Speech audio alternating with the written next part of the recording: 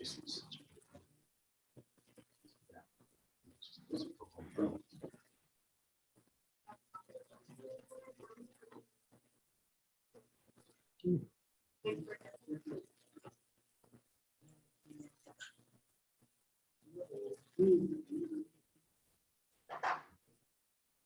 if you want to sit closer, you can. Comfortable shot here. So I don't think Mom was sitting here. Are your phones turned off? No. The volume all the way down? Scott, maybe just turn it off. I think I want to test it. That's why. Just test the arrows to make sure. It works. It'll be already did. It was. It'll be all right. Yeah. It looks good, you know, I'm seeing it up there with the painting. It looks really nice. Oh, good. Good. Ready? Yes, I am ready. I wanted to, you don't have to do it, but I wanted to like go over my quick introduction for the artist again. But if you want to do it? I think it.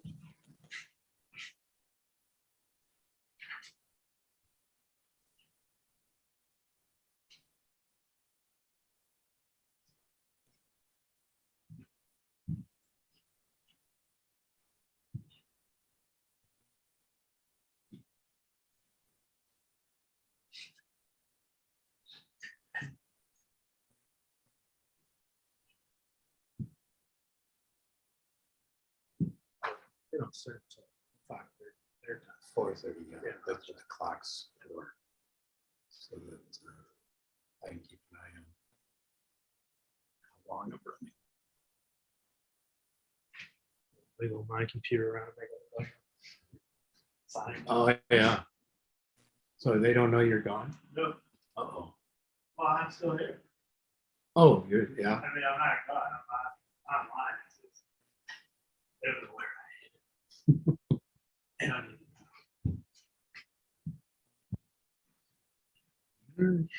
don't want to put you in danger.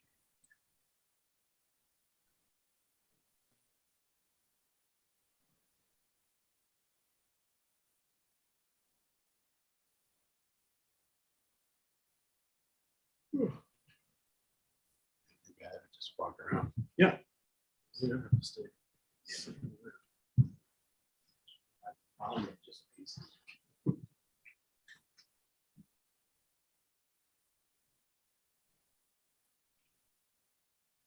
Need a green room.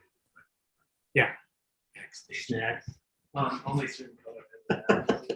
Yeah, I hope so. Get all those brown ones out of there.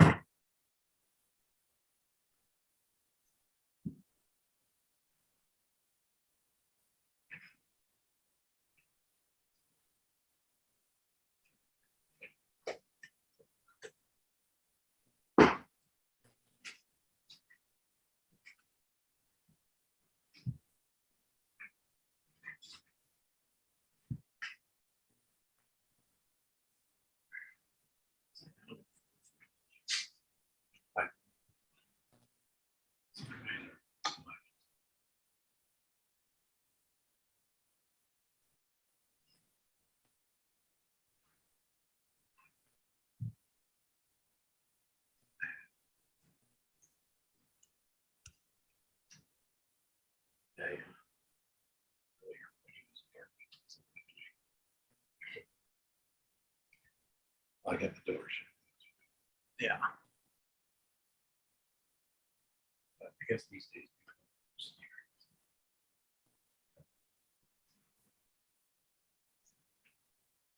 This video. I think it's something guy accidentally turned this filter on. The cat, yes. Yeah, Mom was showing me that. And it was in sync with his, Mm-hmm. what it was saying. He didn't realize it. We know how to turn it off. That was early. Sounding, sound okay? Yep. Great.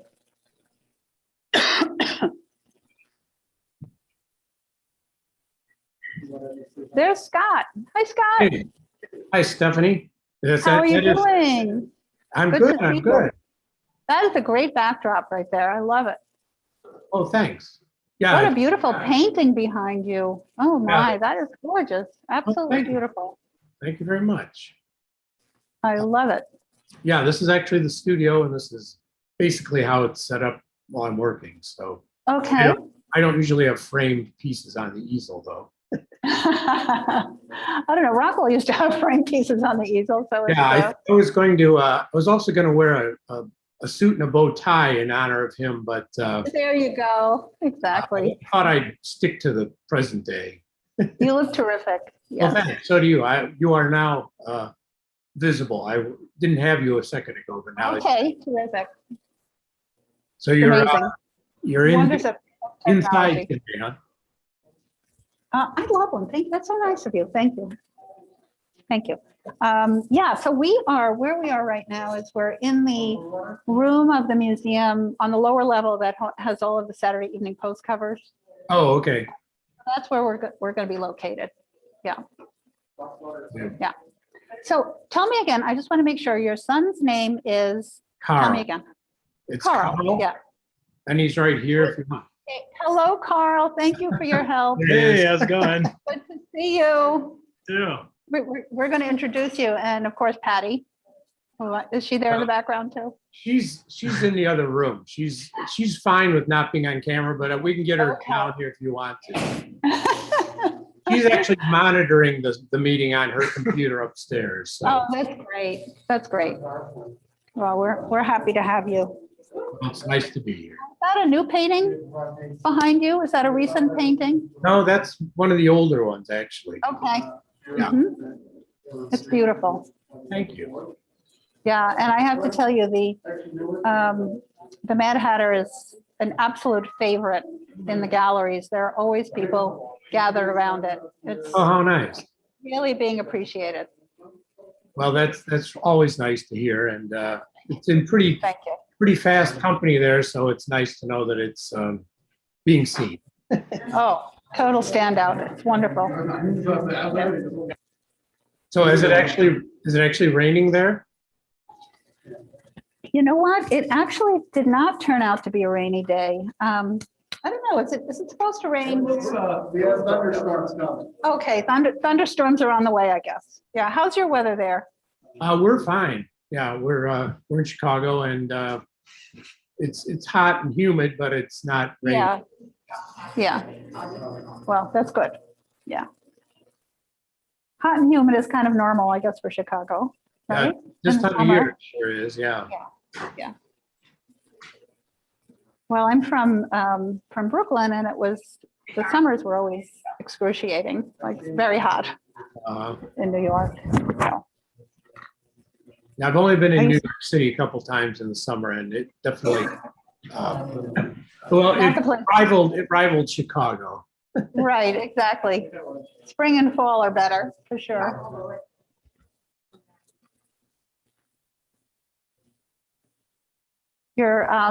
Your keynote looks beautiful.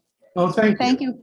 I know it took you a long time to organize that. Thank you. Really. Well, actually, it's a variation on one that I've done over the years. So it wasn't, a lot of the images were ready to go. It was just a matter of kind of tightening it up a little bit. So it was, we tried to keep, Reshuffling. Yeah. yeah. So, and it was nice having the questions in advance, because then I could I knew where you might be going. And Right. so then we can kind of, and once again, anytime you want to ask the question, go ahead. I just thought they might be more appropriate in certain sections. than Yeah, others. no, I think that is absolutely perfect. Really appreciate your organizing us. It's good. Scott, did you get tested? Show? No. I think we'll be fine. It'll be I wish fine. we could offer you some water. My goodness. I've got my own. Right That's here. your water. Okay, good.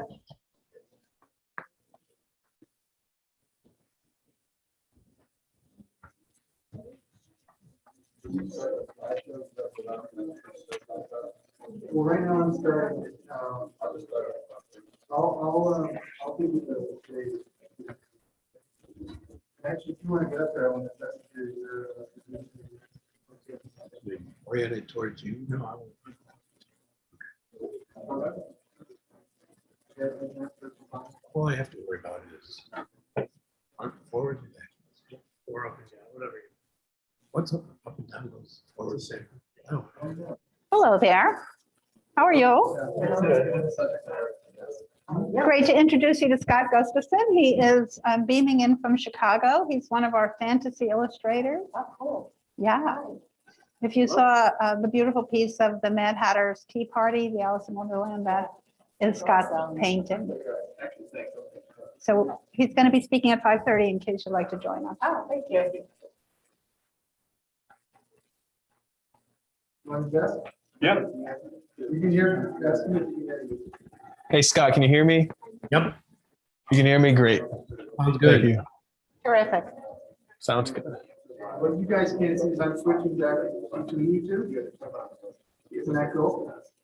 Oh, really? So in other words, you can see one or the other of us. So right now he sees Stephanie. Okay, And then I can switch to the group. great. And it's a group. One of them. Scott, we're just trying to confuse you. Yeah, so I'll only be seeing who's ever talking. Is that what it is? Is that the case, Rich? He'll only be seeing whoever is speaking. It should be done out together. Testing, I'm talking. I think he manually switches the camera I Oh, see. to whoever it's appropriate. You know, All right. Both are mixed to both cameras. So if both of them start talking, you're both there. Yeah, he can hear How both, but he was just wondering if the camera was going to be on whoever was talking at the time. It will be when Yeah. Okay. Where are you visiting from today? Where are you visiting from? Oh, great. Okay. Welcome. 10 minutes.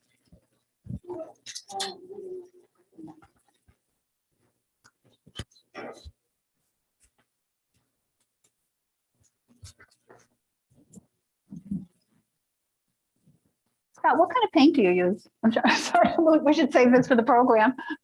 For the most part, it's Looking at all oil. your amazing brushes and things in the background. For the most part, it's oil. It's oil, yeah. Do you have a favorite brand? No, I use Winsor Newton just because I've gotten used to those. And when you get used to a certain brand and Yeah. they vary from brand to brand as far as the pigments go. Mhm.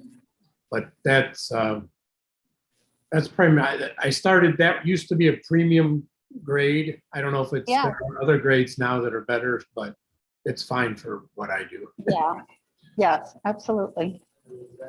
Rockwell had a lot of Winsor Newton also. Yeah, I kind of remember hearing that. Yeah, So how long have you been with the museum? like 27 years. Wow. Yeah, been a long time. Yeah, I must have, I can't remember how, the first time I visited was, I think there was a Howard Pyle show. Yes, we did have a pile show. Yeah, that came from the Delaware Art Museum. They had Yeah. organized that. And I used to have business in Connecticut and I made a side trip out there and I was really always been impressed with the museum. I think it's a really nice feature that you always highlight other artists as well. Thank you. Yes, it's important it's exciting. I mean, the field is exciting and we want to, establish the context for the field. That's wonderful. Yeah, I also visited for a line Okay. Gustafson from Chicago. He is one of our fantasy illustrators. If you saw the fantasy show, so he's got that wonderful Mad Hatter piece, and if you would like to stay, we'd love to have you. Okay, great. Thanks for visiting.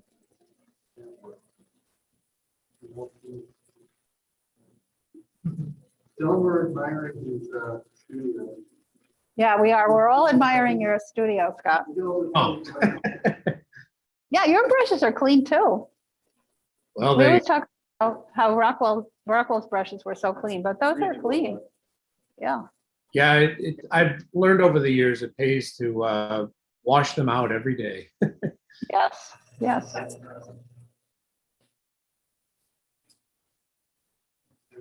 Are you an artist? No. Your sister is. Oh, that's great. Did you like the fantasy exhibition? Good. You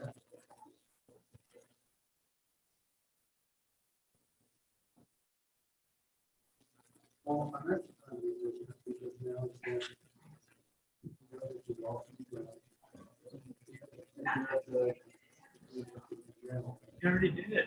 The screen share? Well, they're sharing a screen right now. I think we did that. didn't we? What? Oh, Just seems okay. like this is the time to do it. All right, that's right. It's up to you. Yeah. Are we going to double check again at the beginning for math? That's fine. Yeah. Okay, okay.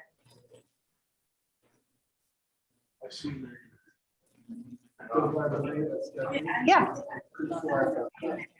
Is it really? Wow. You guys are confident. Good call. Good, very good call. We're in our bunker now. Yeah.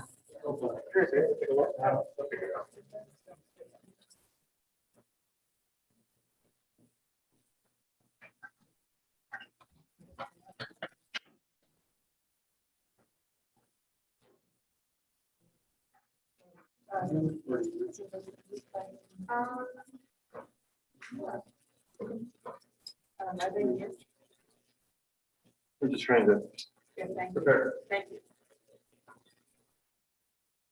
If you end up using the handheld mic through, I just got it on mute, so just keep an eye out for me. So I can tell you that, Okay.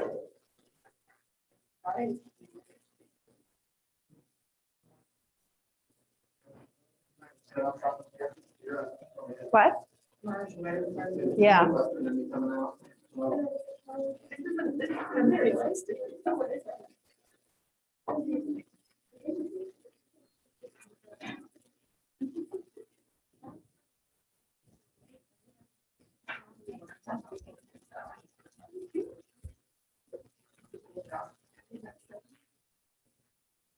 Yeah, 4 minutes. Yes, we met earlier in the studio. Nice to see you. Hey, nice to meet you. Teresa. We're doing around for. That's terrific. Nice to meet you, Teresa. I set up a big, can we set up the chair, the doors? Where's the doors? Yeah, so let's close the doors. Where's the start? The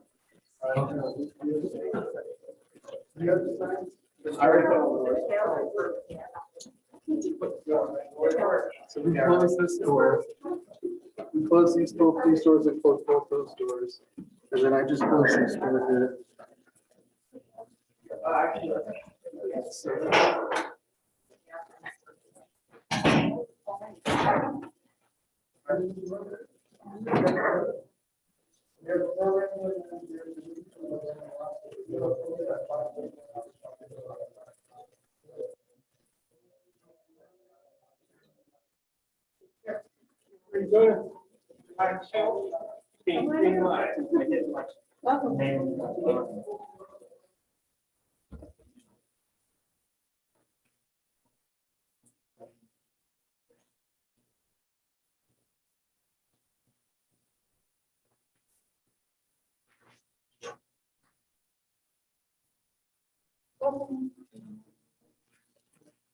in just a couple minutes, we're going to be streaming live. Got Gustafson, who is an artist in the fantasy program here, so we can find it. Totally fine. If you don't mind, we'll have the presenters take up the rest. Is that okay with you if the presenters take?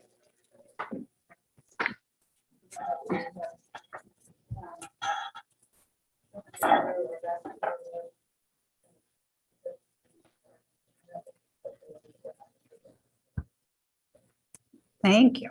Thank you.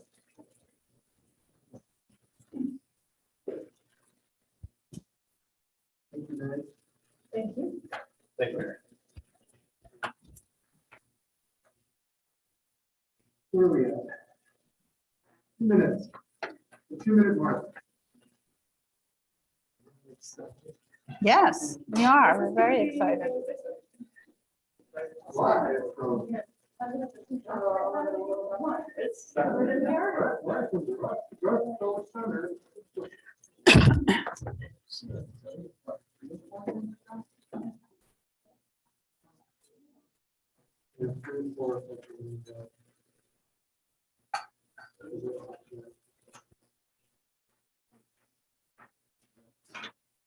Should have practiced one little looking here.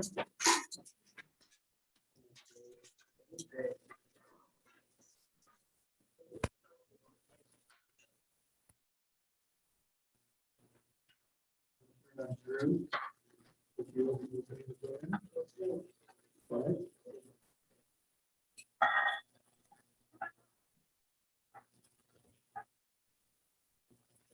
1 minute.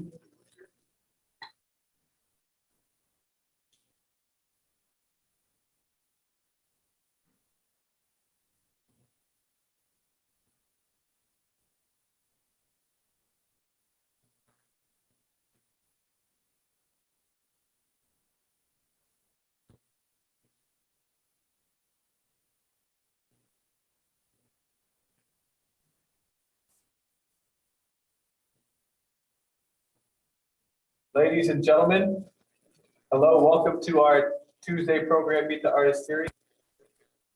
Drew the Dragon Slayer Thomas. Before we begin tonight's events, we'll go over some of the programs that we'll be having coming up. We'll do that at the end.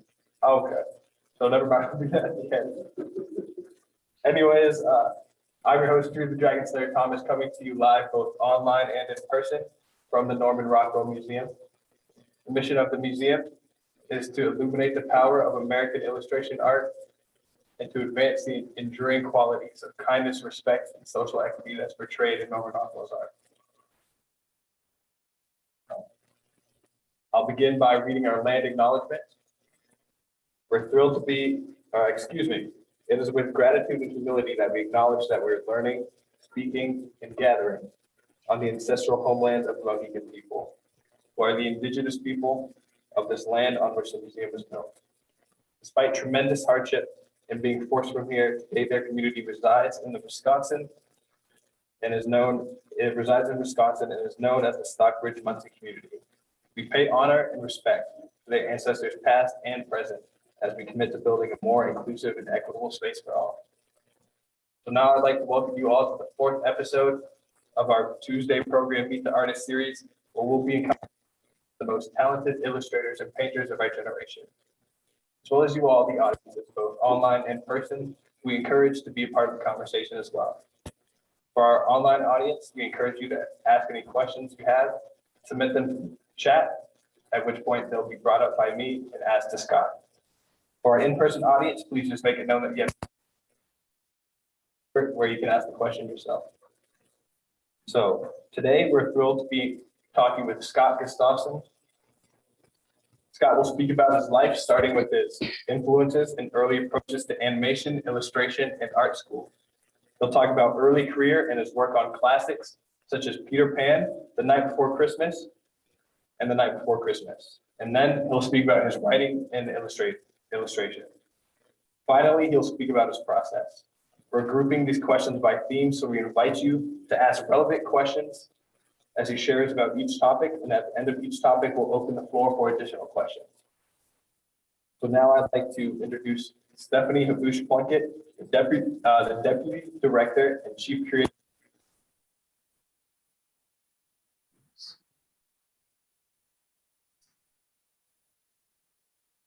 It's lost the audio. Whether you are here in the room with us or you're online, it's a great pleasure to have you with us. And thank you to our wonderful staff and interns for making all of this possible.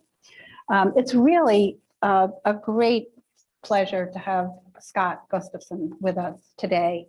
And I'll just share a little bit of background on Scott. Incredibly talented, has a wonderful background, beautiful painting behind him. And I'll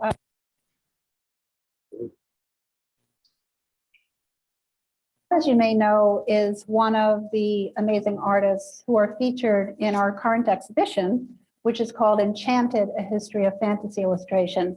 So this exhibition will actually be on view through October 31st, in case you're not here and are able to get here. For those of you who have seen it, I hope you've enjoyed it. Following its installation here at the Norman Rockwell Museum, it will travel to the Hunter Museum of American Art in Chattanooga, Tennessee. And it will also go to the Flint Museum in Michigan. So we're excited that it will continue on. But to give you a little background on Scott, throughout his prolific illustration career, Scott has worked on many projects, but his great pleasure comes in creating illustrated books inspired by classics. These have included Peter Pan, Red Riding Hood, Snow White, Sleeping Beauty, The Lion and the Mouse, Jack and the Beanstalk, The Emperor's New Clothes, and many more. His unique interpretations of fantasy characters to life, favorite nursery stories, nursery rhymes, which have been passed down through generations, such as Humpty Dumpty, Little Miss Muffet, Three Blind Mice, Little Red Hen, and many that you're probably familiar with. Scott has also found inspiration in the great works of literature, like The Wizard of Oz, Sherlock Holmes, and Alice in Wonderland. In fact, his wonderful Mad Hatter's Tea Party is a favorite in our galleries right now.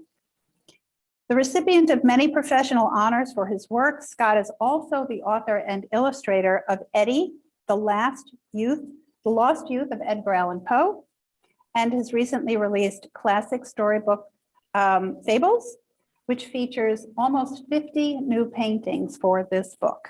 I want to thank also certainly Scott for being here, but his wife Patty, who was a great assistance to us, and his son Carl, who's there in the background, who you don't see, but also assisting with the program. He's waiting. It's a great family affair. So welcome, Scott. And we so look forward to hearing about your work and maybe getting started with having you talk about how you got into the field and who some of your inspirations have been. All right. Well, thank you. First of all, thank you, Stephanie. It's a great honor to be included in this show and be invited to share my work with you here today. Hello to everyone in Stockbridge and to everyone out there in cyberspace. So thanks again for joining us. And I'll start with showing some of my slides or my images. That, of course, is me, old and new. But what I thought I'd start with some of my earliest influences, which were Bugs Bunny, things I saw on TV as a little kid. I loved cartoons of any kind.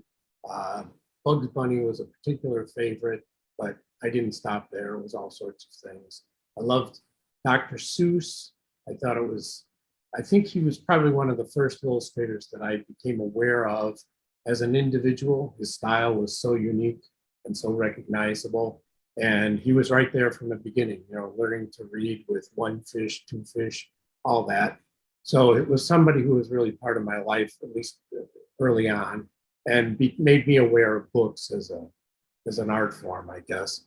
Then there's that picture of Robin Hood, Errol Flynn as Robin Hood. That not only represents that movie, which is one of my favorites, but also films in general. I'm a film fan. Movies from that period, from the Hollywood Golden Age, are particularly fond things that I'm fond of. So I think these things were kind of the beginnings of my interest in the arts. When I was in 8th grade, the summer before I went to high school, Pinocchio was re-released. And in those days, Disney films were re-released every 7 years. So it was time for this to be released. And I went, even though I was in junior high, I asked a friend to go with me and he thought it was kind of a joke. But we went. I'm not sure why exactly I wanted to go. I hadn't seen a Disney film in the theater since I was a kid or a younger kid. And when I saw this, I was really knocked out. There's so much depth and beauty in this film. And it's got a range from a lot of humor to the darker moments, particularly the scene where Pinocchio and Lampwick turn into donkeys, I think is a great scene. And it not only set me on the course to thinking I was going to be an illustrator, but gave me a new appreciation for all the different types of artists that are involved in making an animated film. Also, that same summer, I found these two books in a bookstore, and they made equally as big an impression on me as the film did.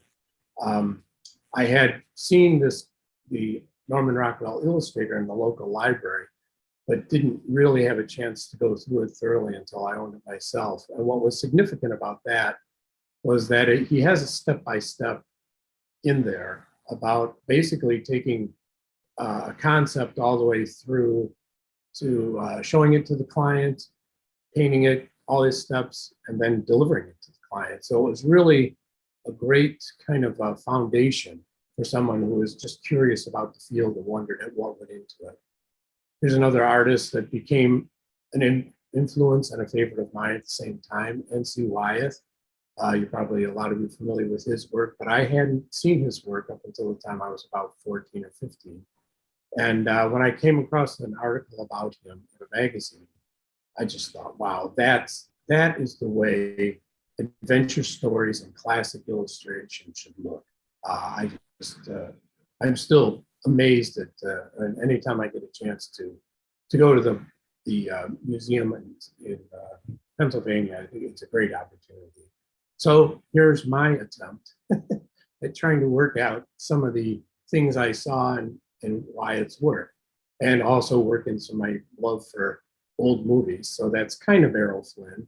I was trying to do an acrylics, which is what this is, on a canvas panel.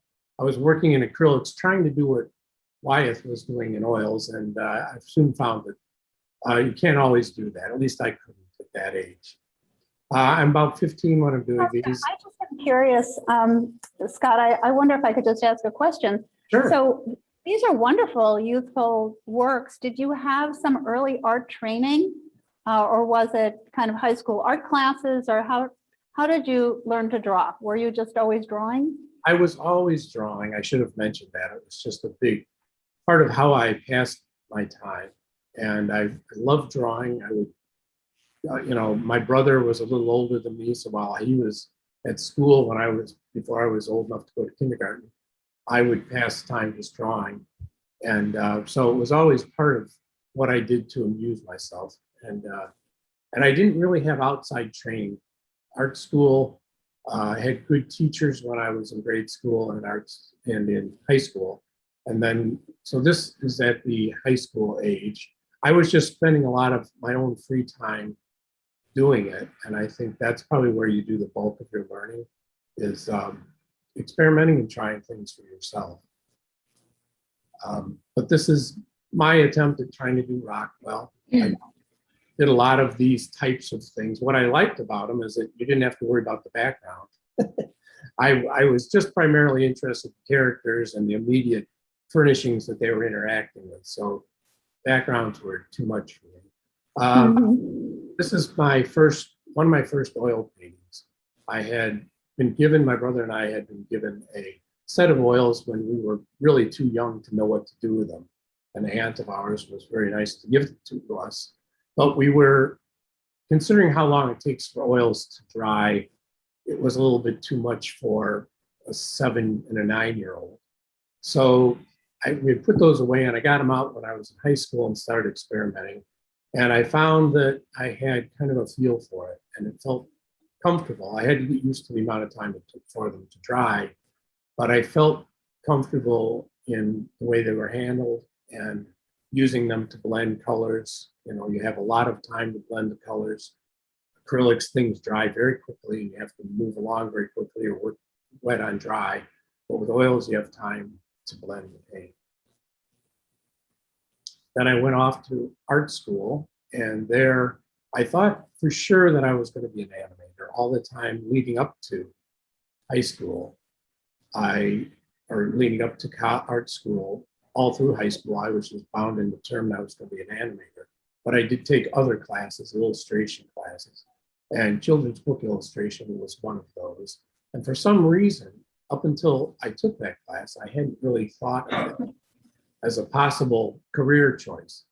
But I found that there were aspects to illustrating children's books that really appealed to me. So I was kind of back to trying to decide, well, what am I going to do? Animation or illustration? This is a pen and ink. It was just, I like to use a lot of textures, so I tried to work those in. Now, while I was in school, a friend of mine who was a little bit older got out, and he had gotten a job in a company that did slides for a living. I mean, that was their job. They did backup slides for speeches and things like that. And anyway, they had a job in-house where they were going to be doing a safety film strip for the workplace. And that on the right, that's what that is. It's I didn't know anything about doing that kind of work, but he remembered that I like to draw and he called me in on that. And I ended up working quite a bit over the next couple of years for that company. But the main thing I learned there was there are deadlines and they're hard and fast. And you have to learn to work within them, and you have to learn to adapt what you're doing to the amount of time you have to do it in. So that was a... If I could just ask, what art school did you attend? Oh, I'm sorry. I went to the Chicago Academy of Fine Art. Chicago Academy. Yeah, it's no longer in business. It went out of business Oh. while I was there. So it was kind of I don't know if that was a bad omen or not, but leaving there and transferring to another school in Chicago, Columbia College, and ended up taking more classes there. Scott, I think we do have a couple of good questions, I think, especially as we start talking about art school. Somebody asked from the online audience, was your family supportive of your interest in being an illustrator? Yeah, my family was always supportive. I think coming from a small town, which I did, I grew up in Ringo, Illinois, which is a small town of about 4,000 people in northern Illinois.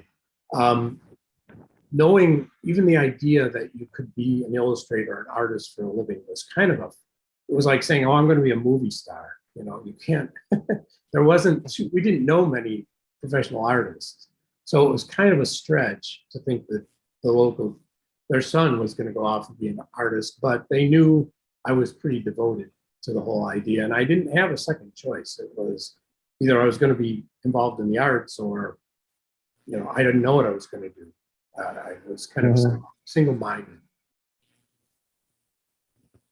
Thank you. And while we're talking about art school, another good question was, were there any other students at art school who you remember working with and who turned art into a career?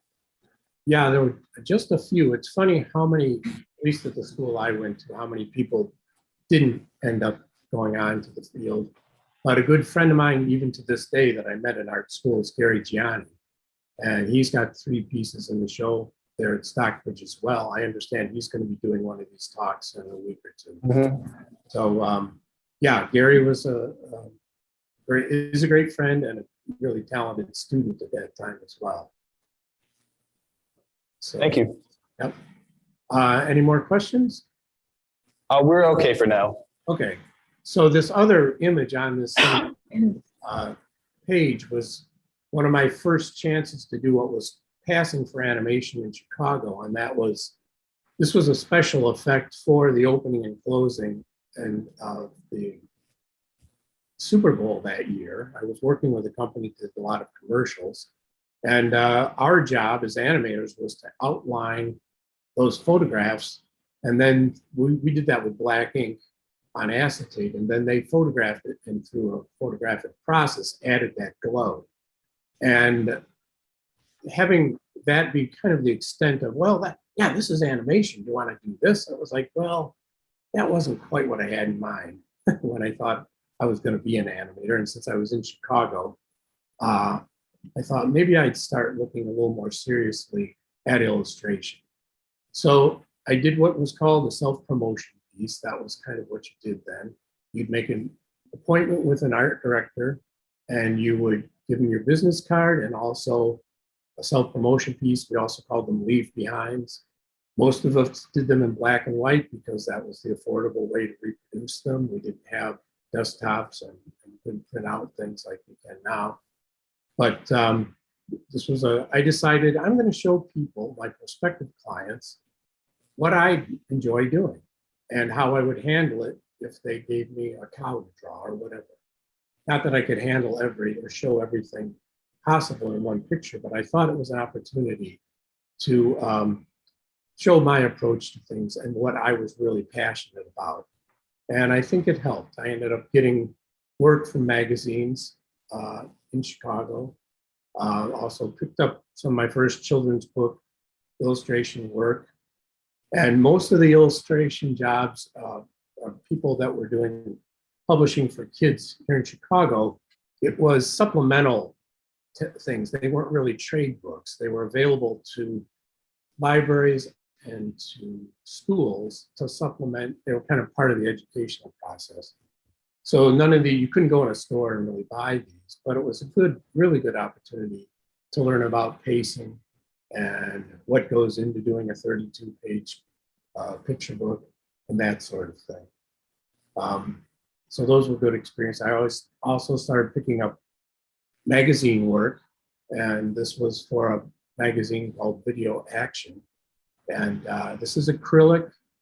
I was always at that time, liked to caricature my characters quite a bit.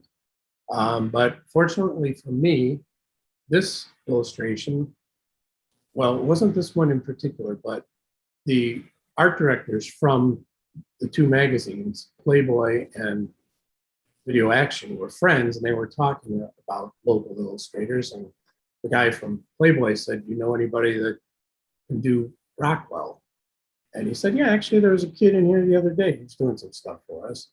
So I went over to interview at Playboy and started getting work there. And that was a significant step because Playboy at the time was a very significant, influential magazine.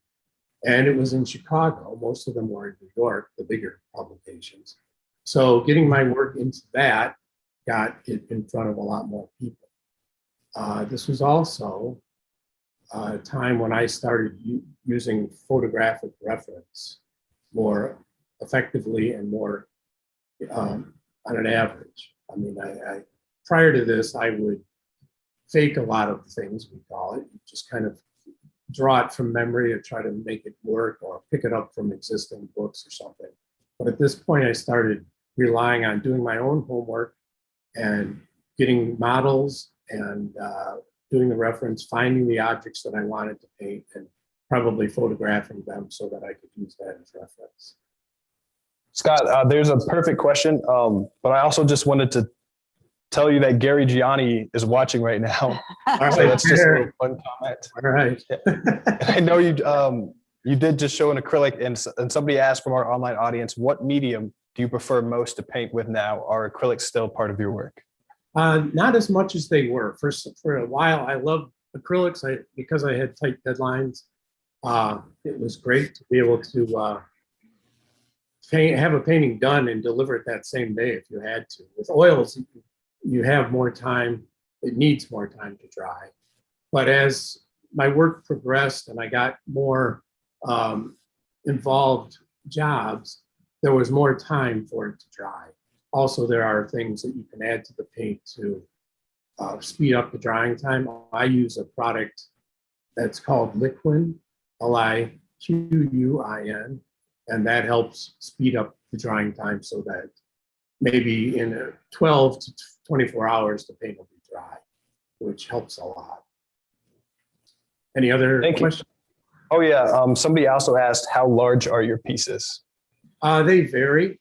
The one that's behind me right now is about 26 by 32, I think, something like that. These paintings, the paintings here that you're seeing here are probably about 18 by 24, 20 by 24, something like that. So they're all kind of sizes in between. Some are a little bigger. I don't usually work too much bigger than that largest size that I just mentioned, but on occasion. Thank you. This question might lead us back into what we were talking about. They ask, how did you find models for your work? That's just a matter of trying to remember faces of people that I know or friends. Sometimes I'll call a friend and say, you don't know anybody that looks like this or that, do you? But in this, for example, the man as the father on the right, or on the left here, was married to somebody I'd gone to art school with, and he was a young businessman, and it was great because when I called him, he was like, "Oh yeah, what do you want me to wear? Brooks Brothers suit?" You know, so he was all ready to help with, you know, outfitting his character. And then the boy was a neighbor boy. So it's things like that. You just kind of rely on the people you know. I have hired professional models occasionally, but for the most part, it's and my friends and family. Gary Gianni has posed quite a bit, and my wife and son have posed. So you kind of get everybody involved. Okay. Well, thank you. I think we're okay for now to keep going. Okay.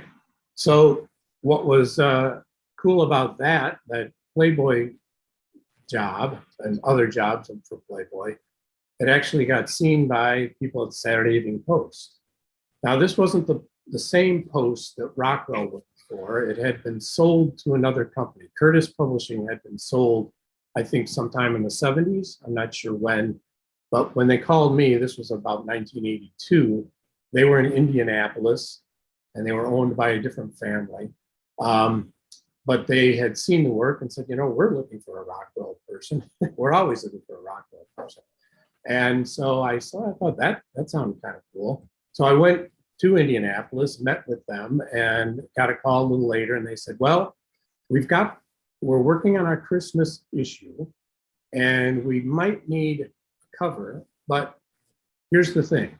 We've got another illustrator working on the cover concept as well, and we're going to have you both working, and whichever one we like best, we'll use on the cover. And the other one we'll just make use of somewhere within the magazine. So I went to work on this. I'd shown them sketches. They chose this idea. And I kind of kept telling myself, it's not going to be on the cover. I felt like I would overwhelm myself if I really thought long and hard about that possibility. But I finished the painting on time, got it in, and what do you know, it became Saturday Evening Post cover. I ended up doing 2 or 3 more for them. But this was the biggest kick, was to actually see my work surrounded by that logo and on that cover where my heroes had been. So that was very fun. exciting, Scott. I wonder if had you become familiar with Rockwell through the covers of the Post, or was it more through, you know, residual materials like books and calendars? It was the books. I think he might have been doing some Look magazine work when I was a kid. We didn't have a subscription to that magazine, so I'd only see it occasionally. But yeah, it was, and he was a household name. I mean, people would say, oh, he looks like a Rockwell boy, you know, whatever. So I was aware of him, and every once in a while I would see something of his, but it wasn't until I saw those books that I appreciated the amount of work that he did, and I started acquainting myself with just how much there was. So it wasn't actually through the magazine that I became aware of it. Thank you. And those Post covers were seen by a publisher in New York who was ready to, they were in the process of illustrating classic stories, children's classics, and they wondered if I would be interested in Pinocchio. And of course I was, but I wanted to make sure that I didn't do something where I was just imitating the film, because as I said, that had been such a big influence. So I had read it, and it's a strange episodic book. A lot of things happen. Pinocchio's a pretty naughty little boy most of the time, But there are a lot of interesting characters and a lot of cool situations that are fun to illustrate. So I got started on that. I did, I think, about 5 pieces, and they said, you know what? We want to go back to Pinocchio, but we think that it might be better for you and introducing you to children's books, that we start you with something more well-known, something like The Night Before Christmas. And I thought, okay, well, that sounds good to me. I always like to do Santa Claus. So started work on that. And in about 6 months, had to complete the whole book, which was a pretty tight deadline for me. It was also the first time that I completely did a project from beginning to end in oils. So that was a big learning experience. But I enjoyed the process, and I enjoyed being able to lay out a whole book. What I was finding was, now that I wasn't thinking about being an animator and thinking more about an illustrator, I think I was more attuned to that lifestyle or that career choice, because I was interested in the whole picture as opposed to just one character moving through a scene. I liked art directing and trying to figure out what camera angle I was going to use and what scene I was going to portray. So it was probably a better fit for me in the long run to go into illustration. Scott, excuse me, somebody from the audience asked, how long does it take you to illustrate an entire book? Well, this one, usually they take as long as you're allowed to take. Yeah. I end up, this one, like I said, I had about 6 months, and that was really tight. I wasn't married at the time. I didn't have a family. And so I was working 7 days a week. So it just depends. The last 2 books, several books that I've done, they've probably taken from a year, 2 years, a year and a half to 2 years, and they have about 50 paintings in them. So I'm pretty slow in the illustration world. A lot of people could work faster than I do, but for me, that's about what it can take. Any more questions? No, thank you. I just want to remind the in-person audience, just feel free to flag me down at any time and you can ask any question you want. Anybody have a question in our audience right now? Okay, thank you. We're all set. Okay, so this, after I'd finished this and it was released, they said, well, we know we started Pinocchio, but how would you like to, we've got a big project we thought you might be right for. We want to do The Hobbit and The Lord of the Rings. And I thought, wow, I've read The Hobbit, but I hadn't read The Lord of the Rings. I knew people were, I loved the story, but I just wasn't that familiar with the whole story. I had a friend who was a big fan of it when I was in high school, so I picked up a lot through him. But the other thing was, they sat down and said, okay, based on how long it took you to do the paintings for The Night Before Christmas, we think doing these 4 books, probably about 2 years per book. So let's say 8 years from beginning to end for the whole project. And that was pretty daunting.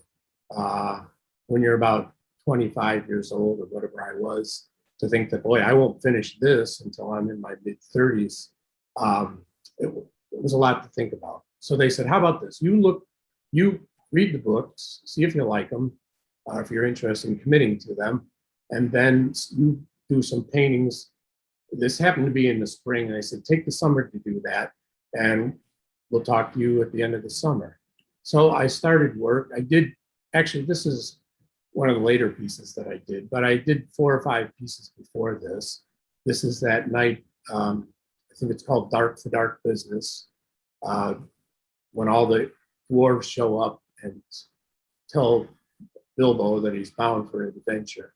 But anyway, so this is the drawing. This is a charcoal drawing. I don't work quite this way anymore, but this is all on one piece of paper, and this is what it looked like in color. This ended up being a very involved, time-consuming piece for me, and I ran into a lot of technical problems. And I finished it and sent it off, and the art director called and said, well, you know, we like it. What next? I said, well, I'm glad you like it, but I'm not doing the book, or I'm not doing the books.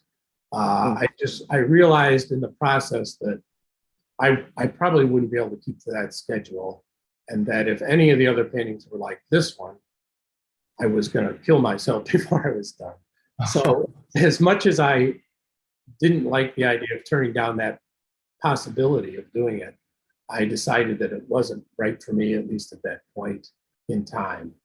And once I made up my mind, I actually haven't ever regretted it, because they decided to try their hand with another illustrator, and that didn't work out because the guys I was working for didn't have permission to do the book. They were only doing this kind of hoping that they could.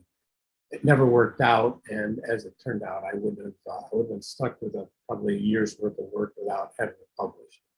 So I was curious about something, just from a process perspective in the last piece, because it's such a beautiful piece. What were some of the technical challenges that you referred to that Well, made this?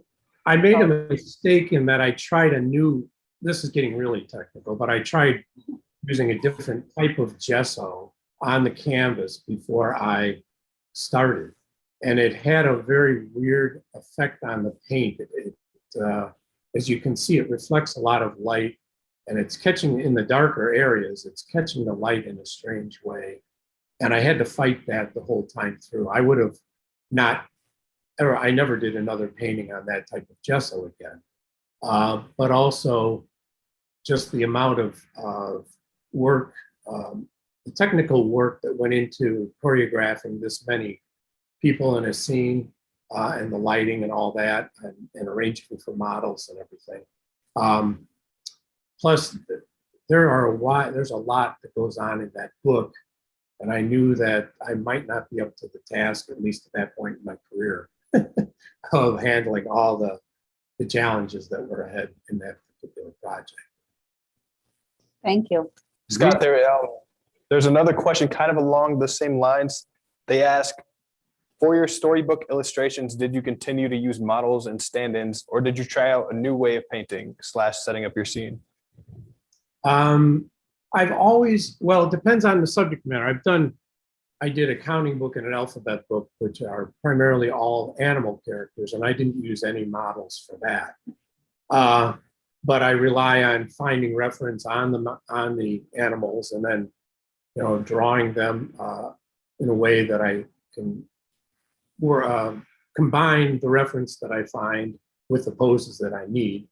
But for the most part, when it comes to doing realistic renditions of human beings, I almost always have a model. I just find you save yourself a lot of trouble that way, because there's so many subtle things that happen on a face and with human hands and poses that I at least really need to rely on reference to just save me the heartache of trying to figure it out from my memory. So say for the illustration that you just showed us, would you have, with all those characters, would you have models for that, or? Yeah, I had models, but hardly any of them looked that way. The guy with the violin by the fireplace, that was actually my animation teacher. The guy who's Bilbo looking up at him, sitting at the stool, he was an art director for an animation company. But he was going to be my Bilbo if I went ahead with it. And then Gandalf over here on the right, that was actually an old guy that Gary met, who lived in his neighborhood. His name was Skip Manley. He'd been a rigger with the circus. But he was a real character, and he had a long beard, and he became my Santa Claus for a while, and he was going to be Gandalf. So the rest of those faces were based on maybe old movie photos. Actually, the guy standing in front of the window, that was a good friend of mine too, Jim Robinson. So that one looks kind of like him, but everybody else is kind of an added face, an adapted face, I should say. That's very interesting. Thank you. Before we move on, I did want to ask another kind of process question. They ask, in recent years, when you illustrate, do you send the company the finished piece, or do you take photos or scan the piece? And how do you do that with something that size? In the old days, you had to send it all in. So you might wait to do a group and then send those.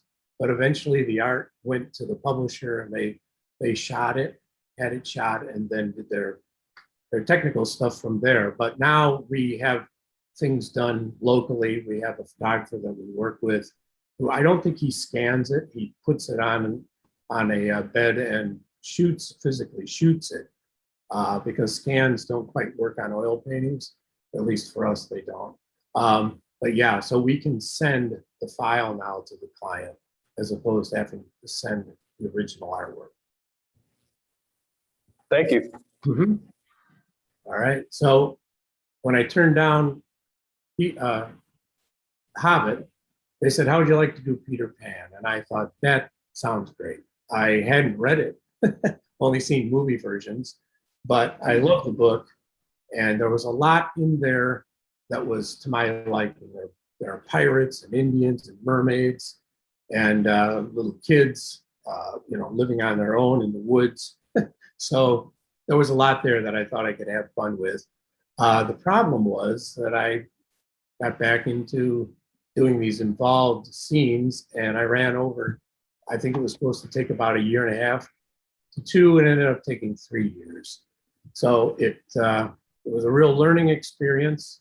It was good, a good experience, and I learned a lot doing it, but it gave me a little more pause as far as like, okay, so what can I take on in a given amount of time? What can I realistically expect to do? So that was, and also there was a glitch. I was working with changed publishers just as I finished the book, and it didn't get published for several years after I finished it. So there for a while, I thought, if I have to work this hard and not see my work published, I might not stick with this children's book illustration racket. I might have to find another way to make a living. Here's another painting. There's a big fight scene with Peter Pan and Captain Hook. I thought Captain Hook would have been played beautifully by Basil Rathbone, who's also in the Robin Hood that I showed you. He's a guy of Gisborne, but he was a great English actor in Hollywood during the 30s and 40s. And I thought he would have made a great Captain Hook, so that's who I made Captain Hook look like. Oh, this is a great place to ask this question. Somebody asked, do you feel as though the movies of these stories influenced your illustrations at all? I try to say with the only one I'm really familiar with, there's a silent version, at least when I was working on mine. There was an old silent version and then there was the Disney version. And I just thought by the way that I was, I don't want to be overtly influenced. You can't help but be. But because they made a film and they adapted it to be a film, sticking to the book is sometimes difference enough. You know, if you just stick to the text, chances are you're not going to run into too many places where you're overlapping what exactly happened in the movie. Thank you. Mm-hmm. I don't want it to distract you, but we've had this question for a while. They just asked, what is your favorite piece and what have you done so far? Oh, that you have done so far. That's a hard one. I think I'll opt for Picasso's answer. I thought he had a good answer for that question. What's your favorite piece? I said, and he said, my next one. So, And that's what Rockwell used to say too. Rockwell used that one too. I like okay, that. well, it's handy. All right, thank you. Mm-hmm. So I also did, after that, I was asked to do a cover for a Treasury of Children's Literature. This one is still available in the stores. It's about 30 years old, but the book's been in print for that long. And I saw it as an opportunity, pretended that I was designing a mural for a children's library or something. And the idea was to get as many of the characters on the cover as might be inside the book. So this was a lot of fun to do. I really enjoyed this piece. Then I actually sought out doing limited edition prints. This was the early 90s. And limited edition prints were becoming a very popular thing. And it appealed to me that because it seemed like you could pick your subject matter. And excuse me, I'm taking a drink. you could pick your subject matter and you probably had a better time frame to work on and doing paintings that would eventually sell, hopefully, to people that wanted to collect the prints. Actually, I'm getting ahead of myself a little bit. At the same time, I started working for a company called the Bradford Exchange, and they were doing limited edition plates, ceramic plates, and they were very popular, and they always had ads in women's magazines and Sunday supplements. But they were nearby in Chicago, in a suburb here, and they had seen The Night Before Christmas and wondered if I was interested in working with them. So I went out, and they were actually on the verge of doing a series of either nursery rhymes or fairy tales. I said both of those would appeal to me. I did a painting, a nursery rhyme, and then I did this Goldilocks picture. They did what was called focus testing. So they would test images at, with groups of people and see what the best responses were to the images. Fortunately for me, this image tested fairly, got a strong reception, and they decided to do what they call a full rollout and start a series and see how many plates we could do. I ended up doing 8 altogether, but these ads were showing up and it got seen by quite a few people. So the challenge in doing these was you had to design them for a circle. I knew that I would eventually want to use them for other purposes, so I designed them for rectangles as well. But when I go out to their offices, there were a lot of artists that only worked in the circle. And that was an easier way to do it and faster probably, but I thought you were probably limited in how you could use the artwork after that. So this was Goldilocks, and like I said, it was the first one. This was also my first nursery rhyme piece for them, Humpty Dumpty. What was fun about this was that I tried to work in a secondary story, so you probably can't see it there, but there's a little yellow bird just above Humpty Dumpty there in the tree, and the cat is watching the bird, and the dog is watching Humpty. And if one of those animals moves quickly, I think history is about to be made. So. Scott, these are really wonderful, and this is another area that you have of overlap with Rockwell, because you probably know Bradford Exchange was also producing, a fairly extensive series of Rockwell collector plates as well. I think they went back to the archives and to the Rockwell family many times because they had such success with Rockwell and his images that they kept thinking, well, we'll finish that Rockwell series, and then there'd be such demand. They go back and find more images and do more. Right. Yeah. Yes. Scott, I also think we have kind of a fun question here. They ask, as a child, what was your favorite fantasy story, and did you ever attempt to create a painting for it? I think I was, it's hard to say. I mean, I watched a lot of cartoons, and I would draw situations with characters like the ones I saw. I didn't really try to draw Bugs Bunny or Mickey Mouse or anything, but I would come up with situations where I would use them. I can't remember that there was one story that really caught my eye or my imagination that much. It was more kind of groups. Yeah. All right. Okay. So the image that's up here is, you might recognize from the show. That was also a collector's plate. And it also, this was another one in the series too, the caterpillar, advice from a caterpillar. So those, I think I did four pieces that were eventually plates for the Bradford Exchange. Then now is the time when I actually started looking to do limited edition prints. And I approached a company in Connecticut called the Greenwich Workshop, and they were interested in working together. They were able to. Sorry to interrupt. Did you share your screen? Have you shared it? Oh, did There we you not see that? Yes, we can see it. Oh, okay. Yeah, so this is Snow White and the Seven Dwarves. And what I loved about doing a print with them was I didn't have to keep it in a circle. I could make it a rectangle, wide or high or whatever. And I was aching to get out of the circular square format.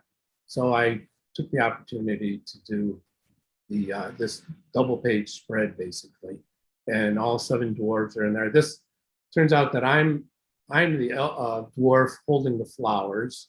My uncle is at the wood box. My dad is lighting the lamp.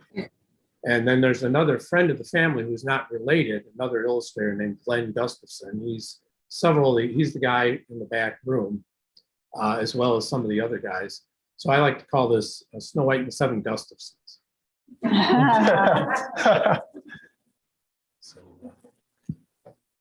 So while I was working at Greenwich, they also wanted to do a series of porcelains and figurines, and we ended up doing fairy tale things. But because of the process of doing porcelains, I had to design them and draw them from different angles, but I also had to do a color study for the painting when the thing was finally finished. And I thought I would use that opportunity to do vignettes for the book that I hope to do someday. So I didn't have a definite time for when the book was going to happen. I just knew that if I was doing related things to these fairy tales, I kept the characters the same and tried to put them in formats that I knew I could use in the book. And eventually, there in the upper left is a fairy tale book that did come out of a lot of those first images.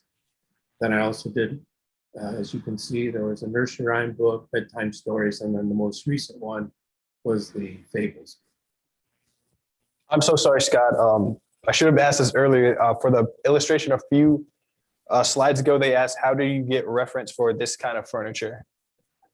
Or probably just yeah, the furniture, that's mostly books on antiques, almost exclusively. I have different periods and go to the library. I've come home with stacks of library books. Now it's a lot easier. You can go online and look up periods and scan through a lot or skim through a lot of things.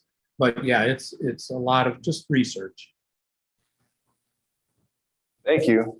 And just because we might not get another chance to ask, somebody asked, do you get paid when you get hired, when you deliver the work, or when it's published? It depends. On magazines, it could depend. A lot of times they didn't pay until after publication. So if you were doing something 3 months in advance, you had to wait a while for that paycheck. With children's books, usually you get in advance, and they might break that into 2 payments. They might say, okay, we'll pay you, it's an advance against royalties. So they'll pay you half at the beginning and then half upon completion. So it's making those advance dollars last a long time when you only get half at the beginning. Sometimes you can talk them into breaking it into a couple of different payments so that you maybe get a quarter of it at a time, so you're not waiting for a big hunk of money at the very end. But that's primarily how it goes. Thank you. Somebody else asked, how did you retain the rights to use the artwork for other projects when it was commissioned? I learned through experience that's as an artist, as an illustrator, your creation is your property unless you've agreed to either share or sell the copyright. If you're working for somebody like Marvel or Disney, that doesn't apply. You agree that you're working on established characters and that those are their property. But when you're doing books like this, you automatically, as a creator, are the copyright holder and owner. So it isn't until you sign a piece of paper that says I relinquish those rights that you lose them. So there were and when I started with Bradford, they just assumed they were going to get all the rights. But I said, no, how about this? You guys only do certain things. Well, because they wanted to protect the image from showing up on other porcelain or other plates. So we limited to those uses, but all the other things were on the table. So that's why it was to my benefit to be able to take those things into other products and categories. I could use the same work for multiple of reasons. But that's a good question, because I don't think a lot of people understand that as an artist, you have God-given rights. And sometimes you have to fight for them to keep them, but they're yours. Thank you. This also is a limited edition print. This was a lot of fun because I decided I wanted to do, I read the, the Sword in the Stone, and really loved it. I thought it'd be fun to do something based on Merlin and Arthur as a subject. But what I also thought would be interesting is the more research I did about Merlin, the more I realized there were all these different legends about him that they were, if you put them all together, they didn't all make sense, but they were different cultures, and particularly in England and Ireland and Scotland, they had taken Merlin as their own and incorporated him into their legends. So I decided, what if I could use a lot of these things in the magician's laboratory as symbols for parts of the legend. So in the lower right-hand corner, if you can see that, there's a puffin. And in Ireland, they believe that when Arthur died, his soul became a puffin, or he's reincarnated as a puffin.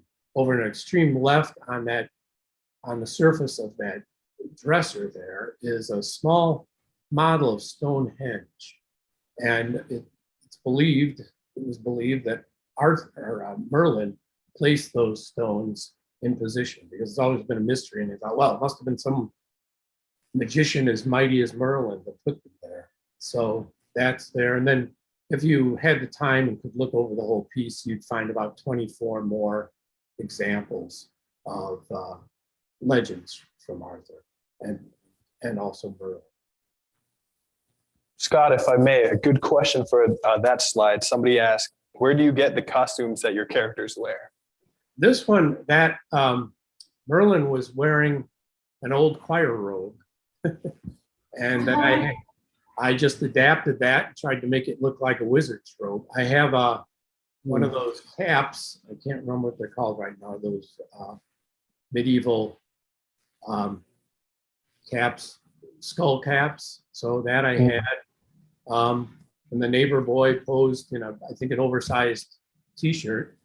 So it's just kind of, I do have some actual period costumes that I've gotten over the years, and I've tried to buy general types of things that could be reused. So general types of medieval things, general types of Victorian things. And sometimes I'm lucky enough that those things actually work, but a lot of times it's just doing research, finding some modern facsimile that will work as a stand-in, and then adapting that in the drawing. Thank you. If you don't mind, another question we have. Somebody asked, how much time do you spend planning the composition for your artworks? And do you use the rule of thirds or any other compositional rules? I don't really have any compositional rules. It just depends on the picture and the situation, the space that I have to work in. That's a very real restriction when you're working on illustrations. You have to know the dimensions of the page you're working on. If you're going to go a full page, 2 double pages like this would be, or are you going to do a vignette, a smaller piece? So that's, I think a lot of people who are just starting don't realize that that is a restriction. You can't just work to whatever size your heart would like to use. You have to stick to the dimensions of the physical book. But I don't have any hard and fast rules. I do a lot of thumbnail sketches and then refine it as I move along, and then I'll show, if it's a client-based thing, then I'll eventually show those sketches to the client. But when I'm doing my own work, I just do variations, pick the one I like best, and then start from there or proceed. Hey. Perfect, thank you. Okay. I've also had the opportunity to work for Celestial Seasonings. This is a job I did for them. And this one actually thank you, made it onto the tee box. I did one piece that ended up not being used, but they were a client that they were fun to work for, but they wanted a lot of choices. This was one of the first sketches I did for them, but I think I did an additional maybe 8 or 10 before they circled back around and said, you know what, maybe we'll do that panda after all. So it tries your patience and your creativity sometimes, but it does give you a chance to try more than one approach. Then I decided that I'd been wanting to write my own story and illustrate it. And I was always open to the possibilities of that. And it just so happened that I was rereading some Poe stories that I had read when I was, in 8th grade. And I had the same book that I had, the same paperback. And I started remembering what I was like when I was 14 and reading it the first time. And then I started thinking, I wonder what Edgar Allan Poe was like when he was that age. And one thing led to another. I started researching him as a person, and especially that point in his life. And this story grew out of that, where it's basically, he is kind of the center between his, well, Poe wrote a short story called The Imp of the Perverse, which was this voice inside the character's head that's telling him to do weird and things that are not good for him. So I kind of turned that into a character. His name is Macabre, and he basically sits on Eddie's shoulder. And on the other side, he has this pet raven, who is kind of the voice of reason and is offering him better advice. And Eddie's torn between the two. And so there's a little adventure that takes place kind of on that premise. This was all in black and white in pencil. I'm more comfortable in pencil than pen and ink these days. So I'd do them, we'd shoot them, and then we would, after they were scanned, my wife would beef up the black so that it really looked rich and black. These probably are more black than the pencil drawings were. Then I've also done private commissions. There was a man who was, he's actually working on a book, a dragon book, but he said, how would you like to do a dragon piece for me? The only stipulation I have is that it has 3 young women in it and at least 1 husky dog. So I thought, well, that's a good open playing field. So I came up with this, which I call a confabulation of dragons. I wanted to do a group of dragons. The idea was that they're meeting in a forest glade or somewhere. And I thought, well, what would you call a meeting of dragons like that? And I happened to be looking in the dictionary and came across the word confabulation, and that seemed to fit just right. So, and also small, kind of ironic that one of the more recent things I've been working on, I've revisited some of the Alice characters. So this is my more recent take on the Mad Hatter and the March Hare. When I did the painting that's in the show, those were I was thinking in terms of kids' books and trying to make Alice in Wonderland appropriate for little kids in the 20th century, as it turns out. Well, now I'm looking at it as an adult and rereading it and thinking these characters are pretty wacky. And I'm just going to do them kind of imbuing them with some of the madness that is actually in them as characters, and how Alice sees them as not, it's all playing with logic and manipulating the rules and driving Alice a little nutty in the process. So anyway, I thought it was I had a little more fun revisiting those characters, and I've ended up doing more than just those 2. Here's a group that I just finished. So this is actually bringing us right up to date with some of my most recent work. I don't know if you had any more questions. I need a drink, so. Oh, yeah, we have another question. Somebody asked, do you draw inspiration from non-art sources other than film, existing art, books, etc.? Well, yeah, I think all the time, walking the dog or taking a walk or seeing the way light hits a certain thing, there's always things that mostly it's like, wow, that would make a great painting someday if I could work that in. And sometimes I'll make a note of that, but most of the time they kind of slip away and you hope that you can retrieve it. I also have, whenever we've taken vacations, much to the annoyance of my family, I'm always taking pictures. So when we visit a historical site, I'm crawling around taking pictures of the woodwork and stuff like that. And I've got a big file of those types of things, and then I pull those out when I think I might be able to use them. Thank you. Mm-hmm. Was there anything else that you wanted to show? Well, I have, how much more time do we have? Oh, don't worry about it. Oh, okay. Well, I've got a step-by-step on. Yeah. Okay. So I can go on to that if you'd like to proceed with that. So this is a painting. We're going to go from the basic idea all the way through to the end. This is on our website. So if you miss something here, you can visit our website and kind of refresh what I go through more quickly here. But one year I do a family Christmas card every year. This was a pencil drawing I called Santa's Treat.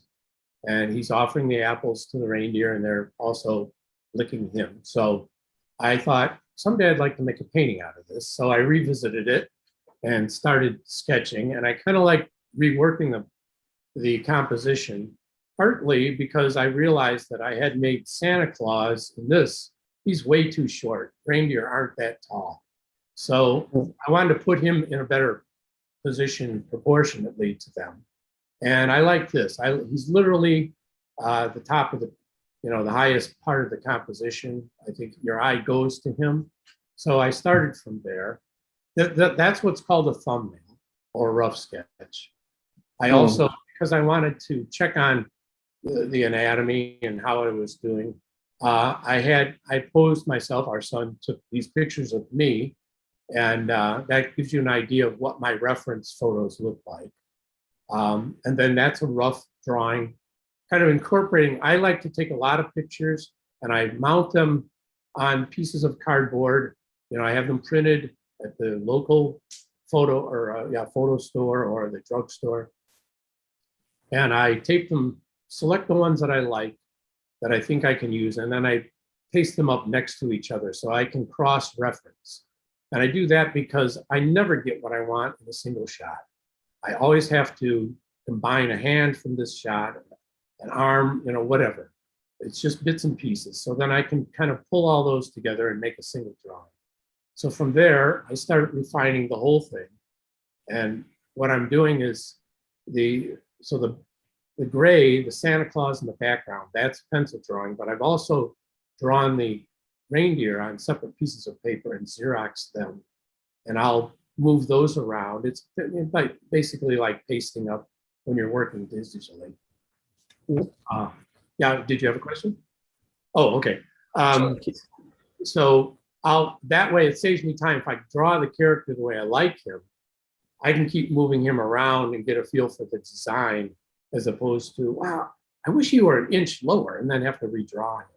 So I also had, back when I did The Night Before Christmas, I sculpted this sculpture of the reindeer, and I have referred to that a lot over the years as reference for how a reindeer looks from different angles.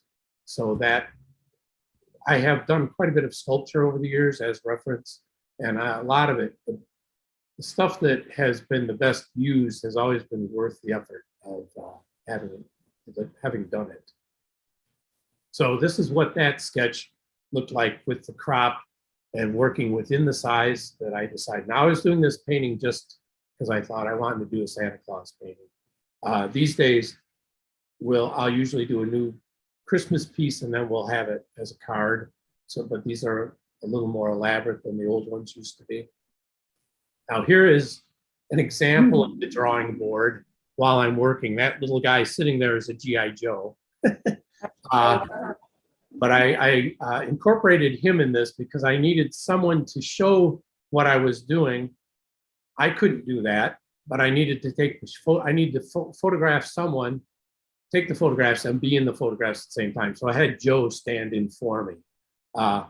This is an example of all the stuff. I don't usually have this much stuff on the drawing board, but this kind of shows you that I've got an iPad up there in the upper left-hand corner. The Xeroxes of the characters are spread out. They're different sizes. So I cut them out and keep moving them around. There's the reindeer over on the right, that drawing. I ended up not using that particular drawing, but that's an example of being able to have one that I tried, didn't work right, so I did another one. Anyway, and Joe is actually sitting on a pile of stuff that forms the foundation. There's photographs, there are books, reference books, and there are CDs and coffee. All that stuff goes into a picture. Oh, and there over on the left, you can barely see that reindeer sculpture that I had done that I mentioned for the night before Christmas. So this is how the table looks. I have what's called a hot wax. That was a standard piece of equipment in old commercial art studios back in the day. And it basically is a small tabletop thing, probably about the size, well, it's hard to say how big. It's about 1.5 feet by a foot. It covers up, table.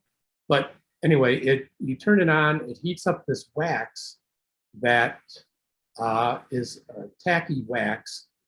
And that once it's hot, you can put a drawing through it, or actually Xeroxes. You don't really want to put original drawings through it. But it puts a thin coating of wax on the back side. And that makes it so that I can move those things around on the surface of the sketch without committing that thing. I don't have to glue it down. It just stays there. It's tacky. And I can pull it up at any time. And when I finally decide, okay, it's there to stay, I burnish it down, and it's not permanent, but it stays there long enough for my purposes. So this is the finished drawing after I got done with all the elements and got it all together. Now sometimes I'll take this and I'll transfer it directly onto masonite or canvas using graphite paper, and you'll put that between the surface of the copy and then trace over it. So it's like carbon paper. But in this case, I decided I wanted to try having it printed out on canvas. I know a guy here in Chicago that does that. So he printed it out on a piece of canvas, which I'll get to later. But also I do a color study. So I'll take that same image and reduce it to just a small size. This is probably about 4 by 5. And I'll Xerox it or print it onto a piece of kind of like watercolor paper. And then I'll stretch that. So you soak it in water, stretch it on a drawing board, and then tape it down. And then when it dries, it's nice and flat, and you can work wet on top of it, and it won't curl up. You know how a loose piece of paper, if you spill water on it, it just curls right up. Well, this stays that way. The trouble is that the paper tape that I have used, and have been only paper tape that I can find, sometimes releases. The adhesive doesn't hold the paper well enough so that as it dries, it starts to shrink. The paper does. And then the tape isn't strong enough to hold it, and the drawing will slip out from underneath. So as it starts to dry, I retape it with masking tape to make sure that it stays flat and doesn't shrink. And then once that's done, then I'll put a coat of gesso and water on it, because I want to knock that black back. I don't want it to be that black when I start painting on it. I want it kind of a gray, but I want to use all the information that I put into my drawing. I want to use that as much as possible without redrawing it. So that's what the color study looked like when it was done. This one went really fast for me. It only took a couple of hours, but I was pretty sure what the colors were going to be before I started. That's not always the case. Sometimes I have to do more than one. But this one moved right along. It's like you saw, it wasn't very big. This is an acrylic, and I don't worry about making a finished painting. This is only a guide for the painting that's coming later. And I might even change some of these colors, but this is a starting point. I didn't used to do this when I first started, but now that I do it, I can't imagine not doing it for a full-scale painting because it just saves you so much time and effort. If I had decided, if I painted that background, a different blue and then decided I didn't like that, I would have to repaint it. But I can make that decision on a small scale and then go ahead with the painting. So this is just, Joe is showing us how we mount that canvas onto a piece of masonite. Now, this is the back, but I do the same thing on the front. So I coat the sheet of masonite with some gel medium, matte medium, and then I put the Xerox or the copy face up on top of that. And this tool is a wallpaper hanging tool. And you use it to squeegee out bubbles and excess liquid paste. And I squeegee that out, get it nice and flat, let it dry. And then the next day I come up and I start, it's a nice surface, it's nice and flat, but I also put a coat of gel medium on top of that. That protects that image from the oil paint because I'm going to be rubbing and scrubbing on top of it. And it also gives the oil paint a really nice base to work on. And it's kind of like a clear gesso. I really like that surface. And I like using a roller. It gives you kind of a nice eggshell finish. So this is the stretch canvas. I'm ready to start painting. And that's called the Imprimatura. I've taken some raw sienna for the warm color and a little ultramarine and dioxazine purple for the back. And this is just a wash. I just want to give myself general colors to work on top of. I've found that working a little warmer than blue, if you're going to go blue on a background, it's kind of nice to start with something warm because if you start blue, it just stays really cold. And I like having an interplay between the warm and the cold. This is, now I'm starting with the oil paint. This is the next day. I'm starting to fine tune. You can see I like the sky. I've added red and brown. But I kind of keep my colors limited at this point. Now Joe's helping out, but I'm starting to think more in terms of establishing my main character. Now I like to, once I've kind of gotten a general idea, I like to go in and work on the background and then work forward. Because for me, I like the characters to work in the background as opposed to trying to make a background work around my characters. So this is the next stage. This is, I'm working on his coat, refining that. Also in the middle of this I happen to be painting a Santa Claus picture at Christmas time. So there was a garden shop out in the suburbs that had a reindeer, a live reindeer. My wife had told me about it for years. Finally, this year I went out and photographed it. That was a great use of my half day because anytime you can see the real thing, it just helps bring more knowledge to what you're doing. And the richness of a reindeer's coat, the way they're put together, was just really enlightening and really fascinating. So I went back to work with renewed inspiration for painting reindeer. This is, I'm working on Santa Claus's face. Faces are the more complicated thing. It's one of the more complicated things. So if I can nail down the face early on, then I'll be more comfortable with the rest of the picture. So here's in the inset, you can see Santa's face is pretty well done. That reindeer that's licking him is getting closer to being done, but then the lower one, that's how he looks in his unfinished form. So now we're moving along, and the one on the right is now looking more finished. And here he is pretty much finished, and you'll notice that I changed the color of the halter. I decided I was going to have each one have a distinctive color, but I thought that making them all green would help them tie them together, and also it harmonized, or it worked as a counterpoint to the red of Santa Claus's suit. And here things are progressing, working on the reindeer. The one in the foreground now is getting finished. This is kind of, it's hard to see the difference from day to day. You can tell primarily that the apples weren't done, now they're done.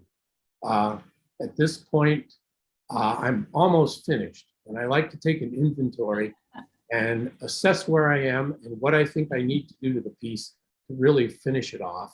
And so I'll make a list, because sometimes there's just too much stuff to remember, and I'll think I'm done and come back the next day and go, oh man, that's right, I was gonna make his eye a little more twinkly or something. So I like to make that list and then check things off of it as I go. And I think this, even though it's a very subtle period of a painting, it helps pull everything together. It gives me a chance to kind of make sure that I can get as much harmony in a piece as possible. Joe hates this day because there's nothing for him to do. But so he just sits and plays his guitar. But also there's something that happens as a piece dries. Sometimes even with oil paint, even though they're basically very consistent from wet to drying, sometimes the darker areas will do what's called sinking. And you have to varnish those to bring that color back again. Now it's really hard to see the difference between these two. But if you look in the darkest areas of the basket, you'll see there's kind of a blue-gray. And that was what I needed to fix. So on the right side, it's varnished. And you can see that the color is a little more richer. And varnish in general just helps bring oil paintings to their best possible. So this is the final painting. Joe and I deserve a rest after this.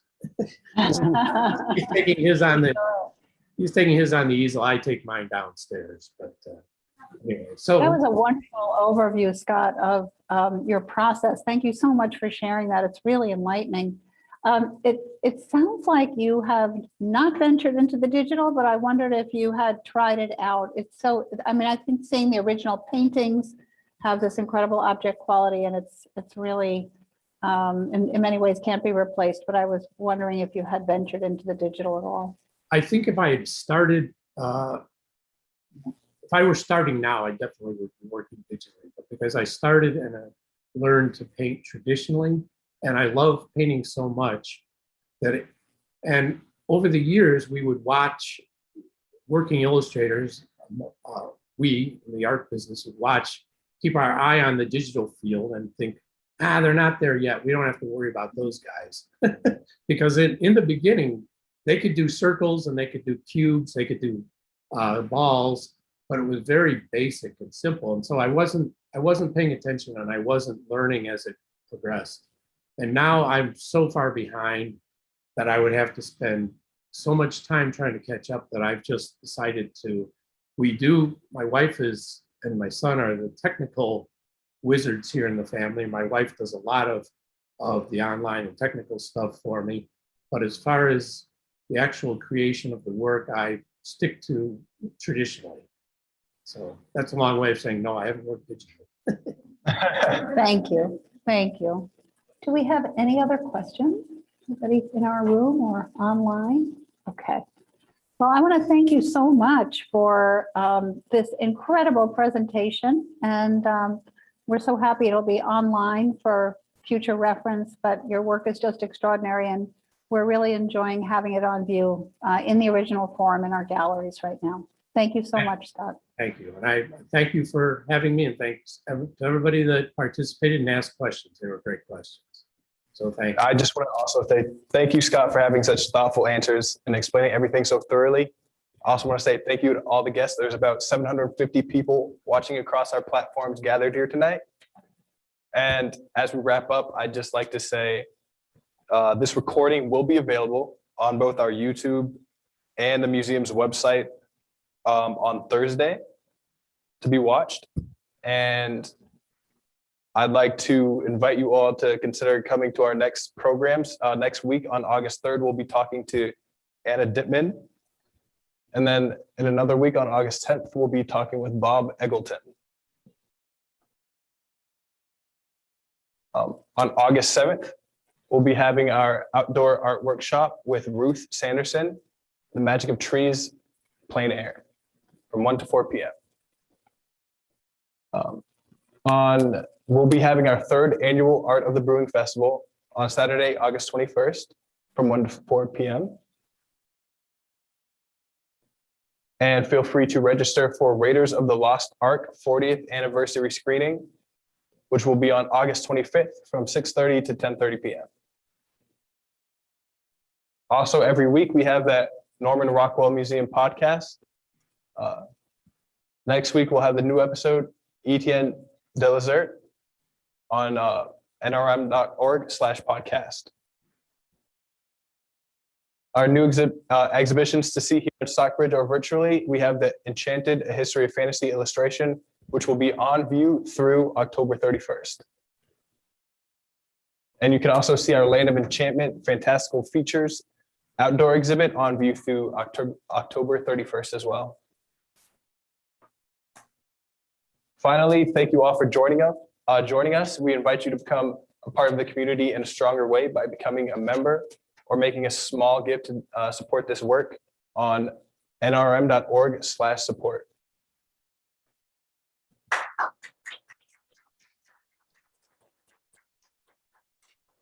Thank you, Drew, and thank you, everybody, for coming.